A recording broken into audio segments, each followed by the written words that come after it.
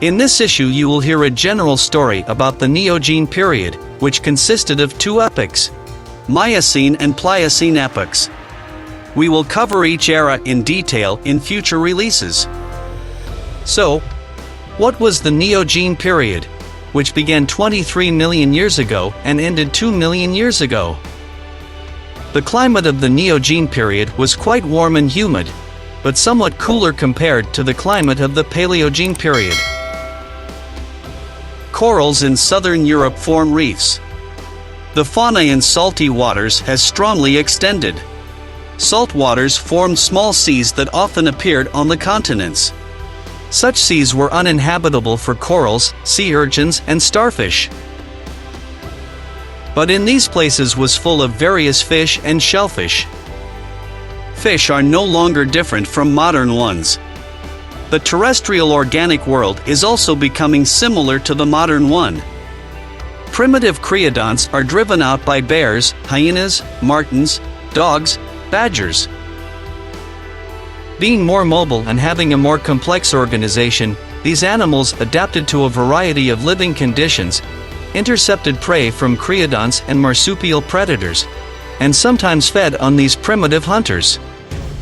One of the most dominant predators was the saber-toothed tiger. This beast was one of the largest and most dangerous predators of its time. Saber-toothed tigers were known for their immense strength and speed, as well as their sharp teeth and claws. Huge predatory cats were able to prey on large animals such as mammoths, bison, and rhinos. Saber-toothed tigers were the kings of their time. These predators were the perfect killing machines.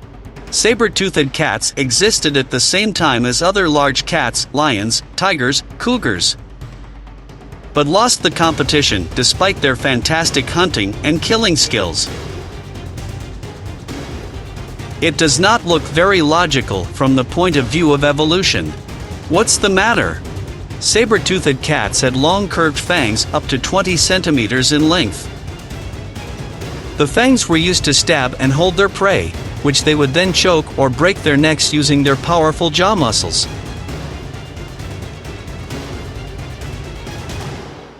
A deadly bite was applied by tigers in a special way.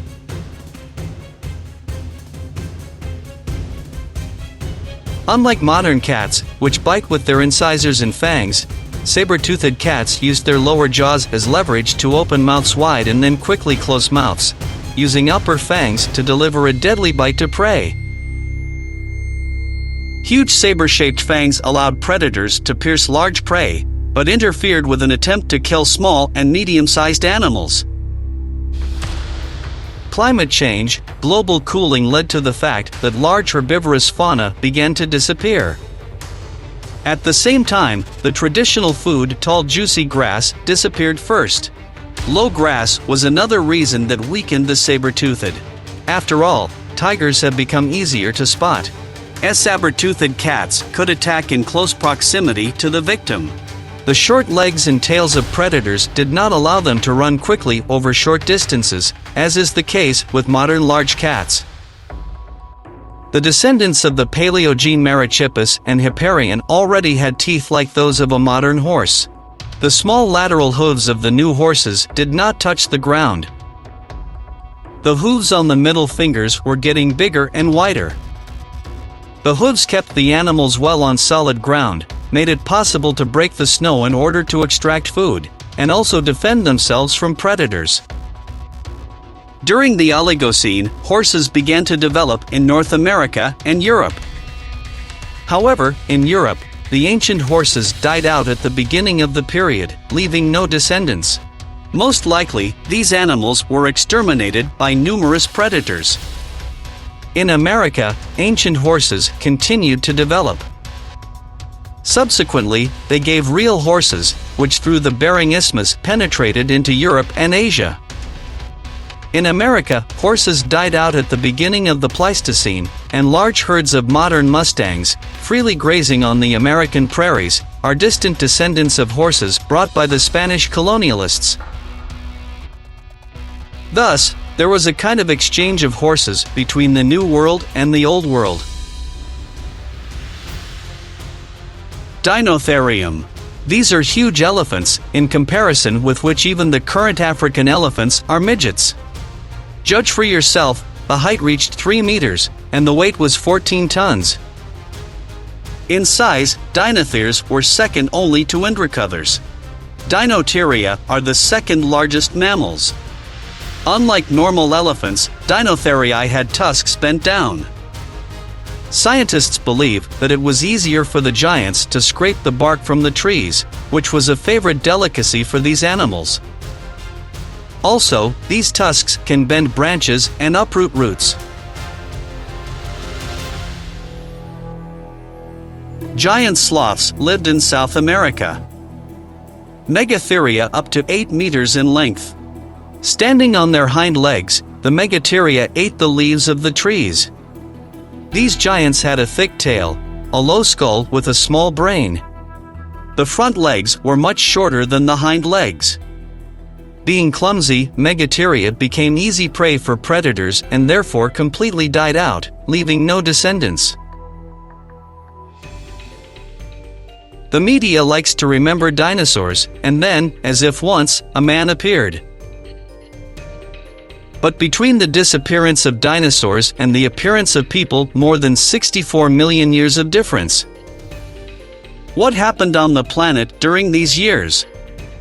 And then amazing animals evolved, which we have safely forgotten about. The Neogene is a period that is part of the Cenozoic. The Cenozoic is the modern era. The Cenozoic is where man emerged. The Cenozoic is where we all live. During this period, the fauna of mammals is as close as possible to our days. Ancient groups of animals are dying out, those that have survived to this day appear. The flora is also changing, tropical forests are becoming smaller, animals are being replaced by deciduous forests. Let's see which animal dominated nature at that time. None of these animals survived to this day. Amphibian. This character is more like a fantasy hero. But these animals really existed and dominated the earth for many millions of years. Amphibian. The largest predator of the Neogene amphibians, in fact, are the first large predatory mammals. Animal weight 500 kilograms, length 2 and 5 meters. For comparison, the average tiger weighs 220 kilograms. Indricotheriums are the largest land mammals in the history of the planet. The height, not the length of the body, was almost 5 meters. Indricotherium, the largest representatives of this species, weighed 17 tons. Giant birds. Huge birds are a striking feature of the Neogene. Argentavis is the largest flying bird in the history of the Earth. Such a bird weighed 70 kilograms, wingspan 7 meters, twice as large as a modern albatross. The average flight speed of the Argentavis is 65 kilometers per hour. But there were especially many large flightless birds during the Neogene period. As you probably noticed, in the Neogene, mammals and birds were larger than modern animals. Perhaps this is due to the peculiar paradise climate and flora. It was warm, everywhere there was woodland with tall grasses and river valleys. It was as similar as possible to modern savannas in Africa. There was plenty of food, but at the end of the Neogene, a cooling came. The savannas were replaced by tundra and forest tundra. And all these large mammals fell out of the race, losing the evolutionary struggle to smaller, bolder, and more adaptable species. Changing climatic conditions led to the formation of vast steppes, which favored the development of ungulates. Numerous artiodactyls originated from small hornless deer that lived on swampy soil. Antelopes, goats, bison, rams, gazelles, whose strong hooves were well adapted to fast running in the steppes. When there were so many artiodactyls that a shortage of food began to be felt, some of the animals settled in new habitats. These are rocks, forest steppes, deserts. From giraffe-like humpless camels living in Africa, real camels originated, inhabiting the deserts and semi-deserts of Europe and Asia. The hump with nutrients allowed camels to go without water and food for a long time. The forests were inhabited by real deer, of which some species are still found today, while others, such as Megaloceros, which were 1.5 times larger than ordinary deer, have completely died out. Like many other extinct animals, Megaloceros have no direct influence on modern life. However, their existence indicates that unusual and interesting creatures lived on Earth in the past. The largest males weighed almost 700 kilograms, about the same as male elk in Alaska, and had the largest antlers in the world.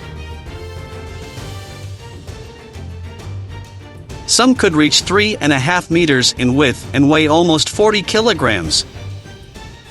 In females, the horns were shorter by 10 to 15%. These horns, like those of modern elk and deer, grew and fell off depending on the season. Then this gigantism was mainly motivated by sexual selection. Giraffes lived in the forest steppe zones, hippos, pigs, and tapirs lived near lakes and swamps. Rhinos and anteaters lived in dense bushes. Among proboscideans, mastodons with straight long fangs and real elephants appear. Gomphotherius lived in North America. This animal appeared in the early Miocene. Gomphotherius lived 14 million years ago, and this species lasted almost 10 million years. Later, the species migrated to Asia, Europe, and Africa due to falling sea levels. Gomphotherius remains have been found in South America, Europe, and Asia.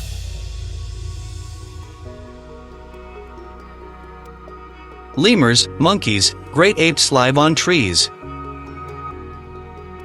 Some lemurs have switched to a terrestrial lifestyle. Animals moved on their hind legs. Reached 1.5 meters in height. They ate mainly fruits and insects. Dinornis. The giant bird Dinornis that lived in New Zealand reached 3.5 meters in height. The head and wings of the Dinornis were small. The beak was underdeveloped. The bird moved on the ground on long, strong legs. Dinornis survived until the Quaternary period and, obviously, was exterminated by man. In the Neogene period, dolphins, seals, walruses appear, species that live in modern conditions. At the beginning of the Neogene period, there were many predatory animals in Europe and Asia: dogs, saber-toothed tigers, hyenas. Among the herbivores, mastodons, deer, and one-horned rhinos predominated. In North America, carnivores were represented by dogs and saber-toothed tigers, and herbivores by titanotheres, horses, and deer. South America was somewhat isolated from North. Representatives of its fauna were marsupials, megateria, sloths, armadillos, broad-nosed monkeys. In the Upper Miocene period, an exchange of fauna takes place between North America and Eurasia. Many animals moved from mainland to mainland. North America is inhabited by mastodons, rhinos, predators, and horses moved to Europe and Asia. With the beginning of the Neogene, hornless rhinos, mastodons, antelopes, gazelles, pigs, tapirs, giraffes, saber-toothed tigers, and bears settle in Asia, Africa, and Europe. However, in the second half of the Pliocene, the climate on Earth became cool, and animals such as mastodons, tapirs, giraffes move south, and bulls, bison, deer, and bears appear in their place. In the Pliocene, the connection between America and Asia was interrupted. At the same time, communication between North and South America was resumed. The North American fauna migrated to South America and gradually replaced its fauna. Of the local fauna, only armadillos, sloths, and anteaters remained. Bears, llamas, pigs, deer, dogs, and cats spread. Australia was isolated from other continents. Consequently, significant changes in the fauna did not occur there. Thank you for watching our release. Put your finger up and leave a comment. Do not forget to subscribe if you are not subscribed, and click on the bell so as not to miss new and interesting releases from the Real Unreal channel.